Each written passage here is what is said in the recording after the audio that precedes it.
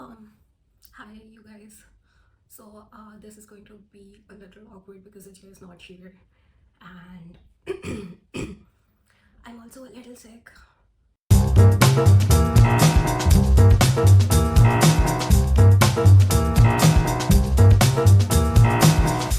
I do not have a mic, and I'm sweating like anything. And because I genuinely do, I don't want any background noise of that sort. So the fan is switched off, the ACs are switched off, the windows are closed. You can see I am really committed to this. Anyway, I am sat, as you can see, and I'm sat alone. And the thing that I wanted to talk about today is the movie that everybody and their mothers are talking about, Wuthering Heights. I went to watch it the moment it released. I went to the theaters and I did see it. Anyway, before we dive into, this, oh my god, I think I should get tissues. This is going to be crazy. Oh, yes, got some tissues. Okay. Okay, so we were talking about Wuthering Heights, just like everybody and their mother were talking about. Anyway, I went to watch this movie with my friends, and before I even get into it, I would like to give a little disclaimer that I was probably in school when I first read this book. I'm a huge Bronte sisters fan, like especially Charlotte Bronte. I loved Jane Eyre, and I read Wuthering Heights when I was young, and it was such a ripe it was such a weird age because I was able to contemplate Jane Eyre, but I was not able to contemplate Wuthering Heights for some reason. So yeah, there's that. And anyway, coming to the movie, so I did see it in the theaters, and then after watching the movie, I went onto YouTube and I started looking for Emerald Fennell's interviews on YouTube. Oh my god, I need to take a moment because it's a lot. It is a lot. Also, I feel a certain pressure because I'm doing this alone, and it's not easy because I'm like, oh my god, I have so many thoughts rushing and going in my head, and Ajay is busy with her personal thing. So with Ajay, it's at least that she and her and I have different train of thoughts, and then it just comes out, and now I'm just alone and I'm trying. So there's that, and I'm a little bit nervous, as you can see. It's literally on my face and everything. So yeah, we okay. Anyway, we are going to get a little comfortable. I have a little notebook. After watching the movie, I did watch a lot of her interviews because personally, after watching the movie, I thought that she has not read the book. Because if you know if you so profoundly claim that, oh my god, I read the book and it stayed with me ever since. Like, she claims that she read the book at 14, and then she goes and says that it has stayed with her ever since. It was dark, it was daunting in a way, but then as somebody who's read that book could not make that sort of a movie, because to be very honest, it felt like it was straight out of Wattpad. Like, it genuinely felt that somebody took some Wattpad fan fiction and then just went with it. Anyway, so the movie, I am not sure how do I feel about the movie, but I personally think Jacob Elordi was a good Heathcliff. Hear me out. I know the whole book and the whole concept of Wuthering Heights. It's a literature hot take, but the whole concept of it is that it's about racism, it's about classes and all of that, right? I understand that part, but personally, I do think he did a good job with Heathcliff, even though he is white. I understand the concerns that people have with that, but I think that he did a good job. However, Margot Robbie, let's come to Margot Robbie. Catherine Earnshaw, I think she was just okay. I think she had to focus a lot on her accent because again the whole setup is based in Great Britain. England, and like they had to, like focus on their accents a lot. So I personally think she could have gone for a British actress rather than Margot Robbie. And coming to the to other characters, Nellie and Edgar. So this is something that I do not understand. This director had a problem hiring a dark-skinned South Asian, probably, or just dark-skinned guy as a Heathcliff, but she had no problem hiring a Pakistani dude and a Chinese lady and Nelly and Edgar. It, it's just like make it make sense.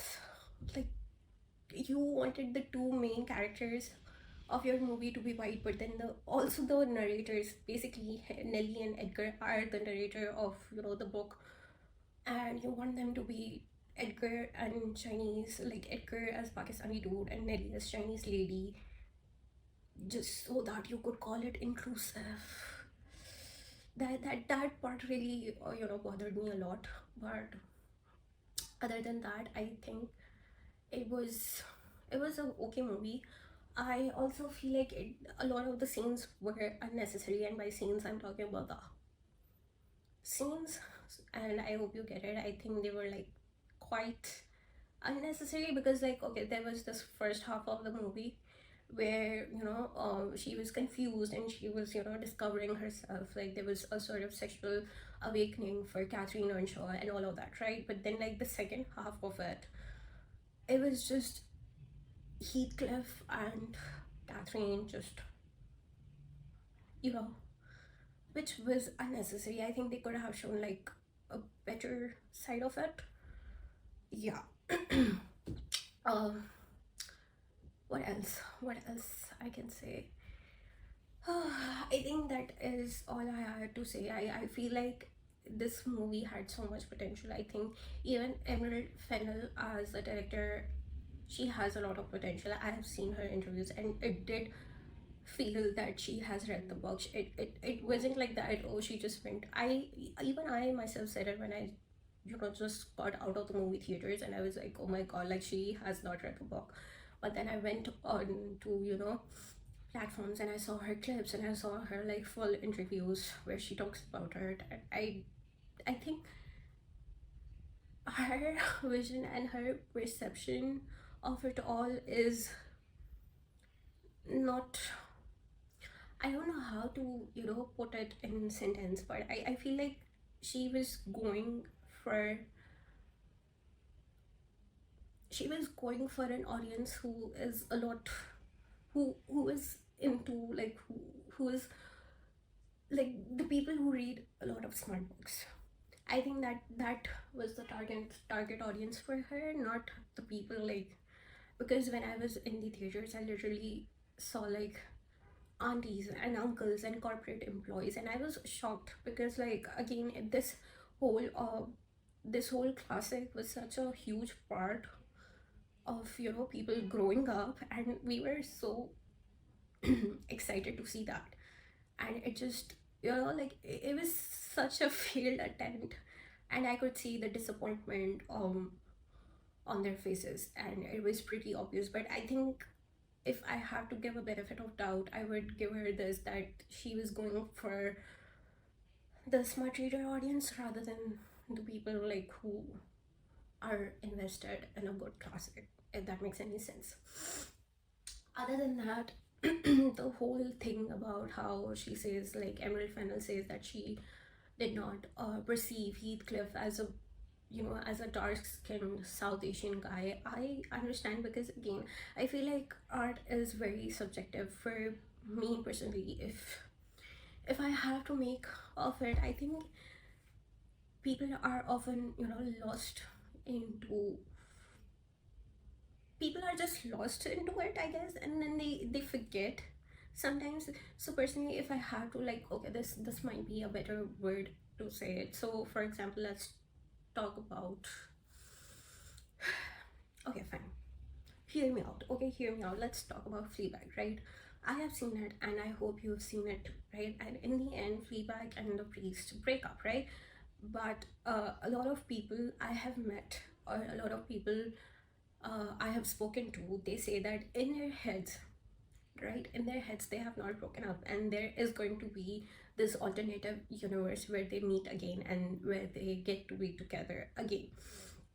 So my point, or my understanding of her whole, the whole thing, that, oh, I don't perceive Heathcliff as a dark man, I low-key understand it, because like I get it. It's okay. Also, like, the book itself is a very difficult book to read. So I would like to give her that benefit of doubt. But then my question again remains the same, that she could go for a Pakistani dude as Edgar, and she could go for a Chinese lady as Nelly, but she couldn't imagine Heathcliff as a South Asian guy. It's a little, I know. Anyway, I think the movie is made for a younger audience, more specifically the ones who read like dark romance, dark fantasy stuff, and it's not made for people like us. I think it was a good movie if you're going, like, if you're not thinking about the book too much, if you're not